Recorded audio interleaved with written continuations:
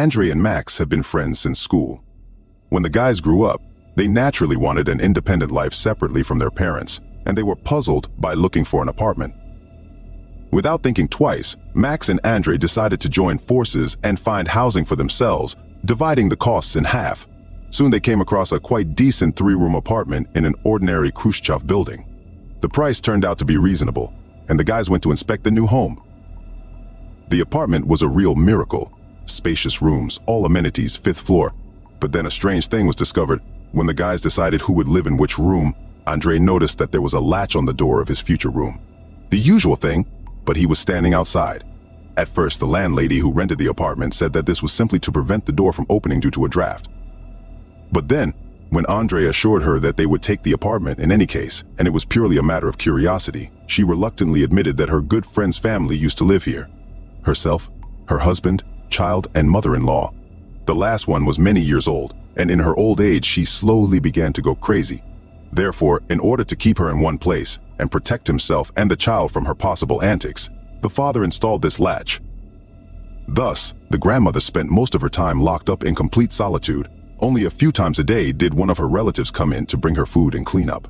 Of course, this could not but affect her condition, and soon things became very bad. She stopped recognizing her son and for some reason called him Alexei, although he was Vladimir. As he himself soon said, Alexei was his brother, who died in the maternity hospital.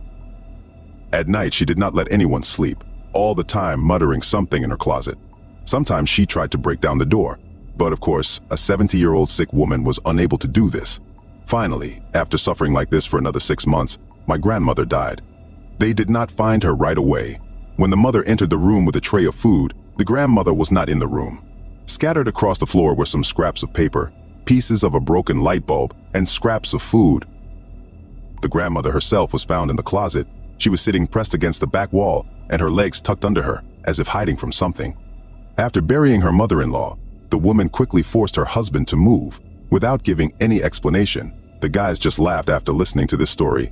They love stories like these, but were rather distrustful of them. And jokes about a dead grandmother who will come and punish amused the guys and their many guests for a long time. The first bells began to appear within a couple of weeks after the housewarming. The light bulbs in the apartment kept burning out. As soon as you screwed in a new one, it lasted no more than a couple of days. The called electrician assured the residents that the wiring was in perfect order. Perhaps it was due to power surges. But in the entire house, no one except the residents of this apartment complained about power outages. The light bulbs were on as long as they were supposed to. A month later, Andre's girlfriend stayed overnight with them. The next morning, she, completely sleep-deprived, said that all night she saw some shadows out of the corner of her eye. And besides, for a very long time the feeling of a heavy gaze and someone's presence did not leave her, as if someone was looking at her from a mirrored sideboard. Nobody believed her story until the next incident. It happened like this. Andre was returning from the institute and was already approaching the house when, looking at the windows of the apartment, he noticed that someone inside was moving the curtains, then pushing them apart, then pushing them back. He was sure that there was absolutely no one at home. An hour ago he called Max, and he said that he had gone home to his parents. Fearing that thieves might have broken into the house, he was about to call the police when the curtains finally opened and a figure appeared in the window. Andre was already standing right under the windows and watched in horror as a white, senile face with sparse gray hair looked at him without stopping. Andre broke out in an icy sweat. He looked around to find at least someone alive nearby, but the yard was empty. Raising his eyes again, Andre no longer noticed anything. The curtains were tightly drawn. So, unable to go inside, he sat and waited for Max to come. But Max still didn't show up and didn't answer calls. It was winter, and after several hours of sitting on a bench at the entrance, Andre finally decided to go in to pick up the keys to his parents' apartment and spend the night there. His parents had gone to Egypt. Once at the door, Andre hesitated for a long time, however. Gathering his will into a fist, he decided to open it. But the key did not turn in the lock, as if the door was open. Suddenly, Max's voice came from inside. "Is that you?" Andre immediately realized that he had been played. Beside himself with indignation, he opened the door and rushed inside. Max met him in the corridor. He stood and stirred tea in a mug. "Very fucking funny," Andre barked.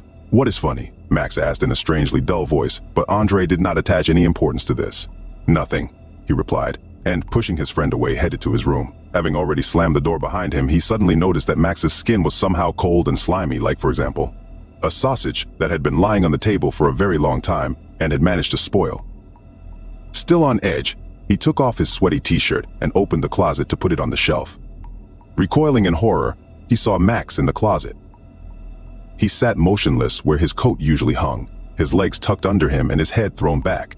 He was dead, and from the hall there was the sound of a teaspoon and approaching steps.